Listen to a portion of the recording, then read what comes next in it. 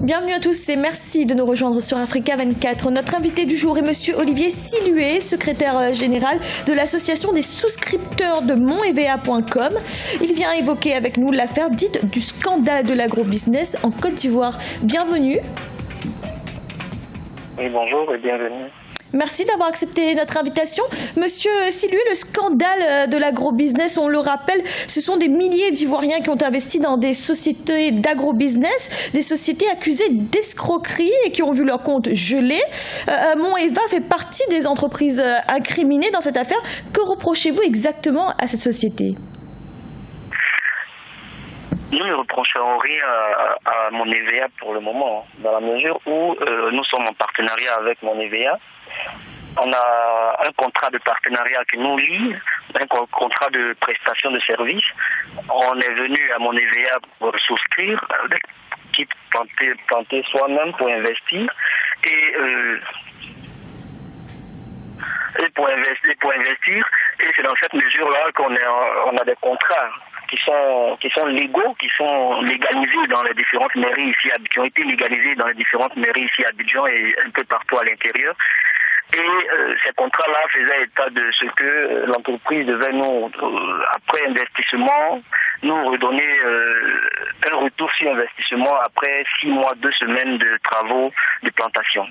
Et voilà un peu le cadre dans lequel on travaillait avec cette entreprise-là. Donc ça veut dire que pour vous, il n'y a pas eu d'escroquerie ? Pour nous, il n'y a pas une escroquerie dans la mesure où l'activité a toujours fonctionné depuis 2008 pour rappel. Et jusqu'à présent, on n'avait jamais rencontré de problème avec l'entreprise. On a toujours été payé au moment opportun. On a toujours eu de bonnes relations avec l'entreprise, quand bien même que, arrivé à un certain moment, les gens avaient commencé à douter un peu de la faisabilité ou de la possibilité que ces entreprises-là puissent nous payer réellement ce qu'elles nous doivent.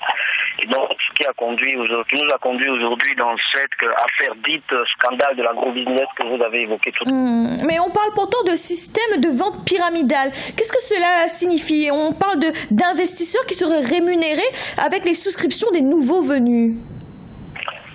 Pour répondre clairement à cette question-là, nous ne nous sentons pas concernés par ce système dit pyramide. Par ce système dit pyramidal, ce n'est pas un système pyramidal, c'est un système d'agriculture à haut rendement que nous connaissons tous aujourd'hui.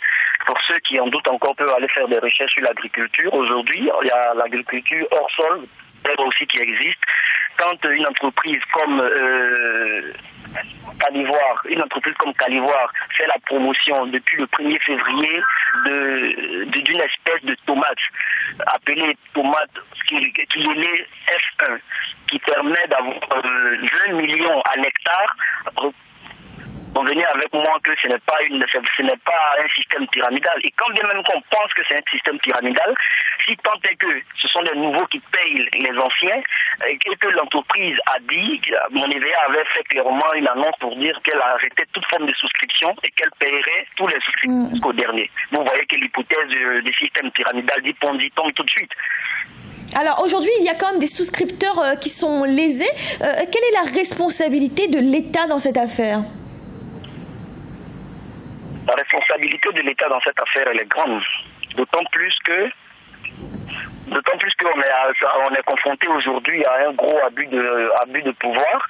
On est confronté aujourd'hui à une situation où l'État est en train de faire une ingérence dans une affaire purement commerciale qui relève même de la compétence du tribunal du commerce, et la nomination de l'administrateur s'est aujourd'hui en dehors des règles judiciaires que nous ne comprenons pas.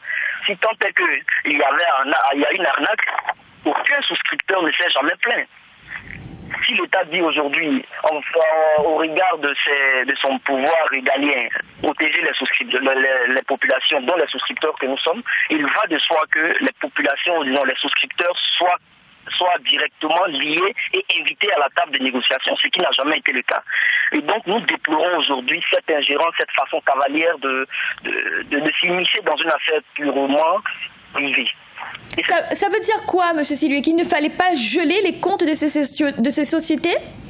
justement, ce ne sont pas les moyens qui manquent à un État comme celui de la Côte d'Ivoire de créer un carnival permettant à ces entreprises-là de pouvoir payer et sous le contrôle de l'État. Ça, c'est des choses qu'on voit un peu partout dans le monde. L'État n'avait pas besoin de forcément geler les comptes. Et le gel des comptes aujourd'hui, il fait du mal à qui?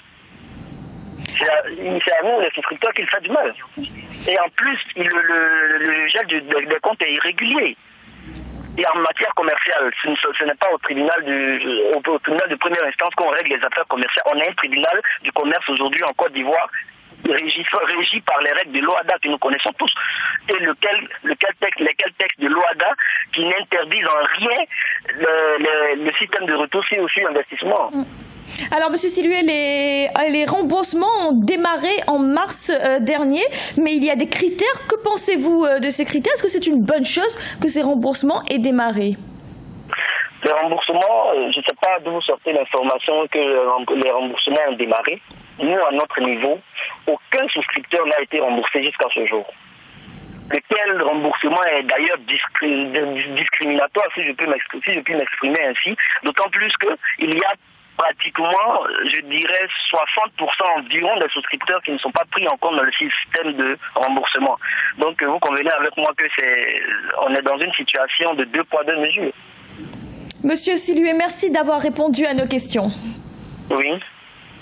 C'était l'invité du jour. Merci de nous avoir suivis. À bientôt sur Africa 24. Je vous en prie. Bonne journée à vous.